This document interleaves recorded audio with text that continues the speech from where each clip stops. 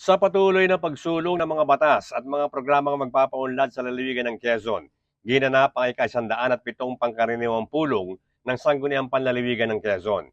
Isa sa mga naaprubahan ayon kay Vice Governor Third Alcala sa pagpupulong ay ang ordinansa mula sa bayan ng Calawag na layong magbigay ng mga benepisyo sa mga atletang nagkamit ng hanggang ikatlong pwesto sa kanilang mga larangan sa anumang pambansa o international na kompetisyon.